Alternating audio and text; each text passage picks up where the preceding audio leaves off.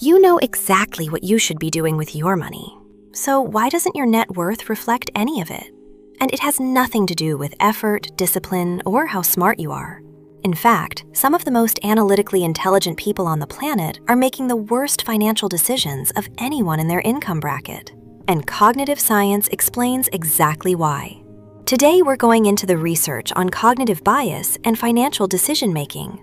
Not the generic version, the part that specifically hits people who think carefully, earn well, and still can't seem to build wealth at the rate they should. The assumption most people carry is that intelligence is a financial advantage. More education, better income, stronger analytical skills, the result should be better money decisions. The data disagrees. Bureau of Labor Statistics data on consumer expenditure consistently shows that as income rises, discretionary spending doesn't stay flat. It scales upward. Knowledge workers, who tend to be both higher earners and higher analytical thinkers, are not immune to this. They're often the primary example of it. To be clear, higher earners do save a larger percentage of their income overall. The problem is that the discretionary gap widens faster than the savings gap. The lifestyle is growing alongside the wealth, not after it. I find this particular pattern genuinely uncomfortable to look at, because the implication is that earning more and knowing more doesn't protect you. It just gives you more sophisticated ways to rationalize spending. The intelligence trap is what happens when the same cognitive ability that makes you good at your job gets redirected toward justifying decisions you'd criticize in someone else. You're not making irrational decisions, you're making very well-reasoned ones that lead to the wrong outcome. Research published in the Journal of Personality and Social Psychology found something that should concern every analytical person in this audience. When people are given more options, decision quality doesn't improve, it declines, and regret increases. This effect is strongest when people don't have a clear preference going in, which describes most people approaching financial decisions for the first time. Why? Because people who are wired to think carefully feel an obligation to consider every variable before acting. In investing, this translates directly into inaction. The person who spends 6 months researching index funds versus actively managed funds ends up making no decision at all, while the person who picked a target date fund in 20 minutes is compounding. A landmark study in the Journal of Finance tracked the trading behavior and returns of tens of thousands of individual investors over a 6-year period. The finding was stark. The investors with the highest turnover, who believed most strongly in their own ability to read the market, earned significantly lower net returns than those who traded least. This is the overconfidence effect, and it disproportionately hits people who are genuinely skilled in other domains. A surgeon who is excellent at diagnosing patients develops justified confidence in their professional judgment. That confidence doesn't transfer to stock picking, but the brain doesn't know that. The research on this is not subtle. The more someone knows about a field adjacent to investing, the more likely they are to overestimate their edge in markets. The Barber and Odean research showed this specifically among higher income brackets. More disposable income, more confidence, more trading activity, lower returns. It's a pattern that repeats across market cycles. Here's the third mechanism, and the one most people in this audience will recognize if they're honest.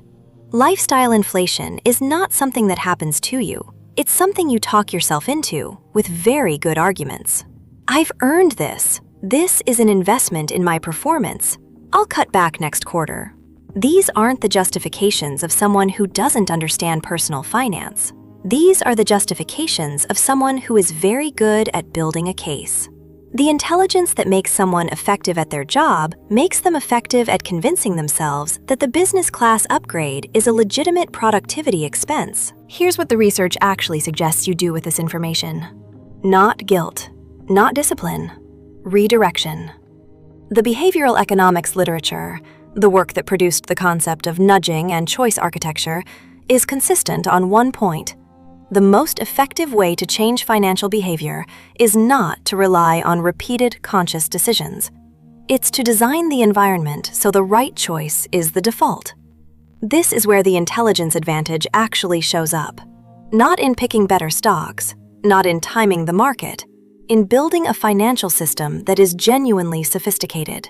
Automated savings, automatic investment contributions, pre-committed rules that remove the decision from the moment of temptation. When I look at the research on high net worth households, the distinguishing factor is rarely market timing or stock selection. It's architecture. The decisions were made once, and then the system ran. The first reframe for analytical people is to stop trusting your in-the-moment judgment with money. Not because you're irrational, but because you're too rational. You'll always find a good reason to delay. Automation removes the decision from the equation entirely. If you're vulnerable to analysis paralysis around investing, the research-backed solution is to pre-commit to a rule. Not "I'll invest when conditions look right," a specific mechanical rule. A fixed amount on a fixed date into a fixed fund. The decision is made once. Intelligence goes into designing the rule, not into re-evaluating it every month. For lifestyle inflation specifically, and this is the one most people in this audience need to hear, the solution is not to tell yourself to spend less. It's to pre-allocate a fixed amount for discretionary spending and treat it as a category with a real limit, not a suggestion. Intelligent people need constraints, not intentions. The brain that builds great arguments needs a system that doesn't ask for arguments. That's the summary of everything the cognitive bias research says about intelligent people and money. Your brain is an asset. It's just being applied to the wrong layer of financial decision-making. To close, 3 mechanisms the research identifies in analytical, high-earning people. First, analysis paralysis. The obligation to consider every option leads to no decision, and therefore no compounding.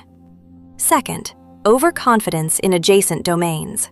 Being skilled elsewhere does not create a market edge. The data on this is unambiguous.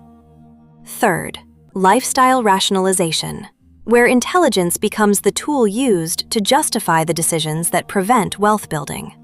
And the fix for all 3 is the same. Systems designed in advance where the right choice is already the default.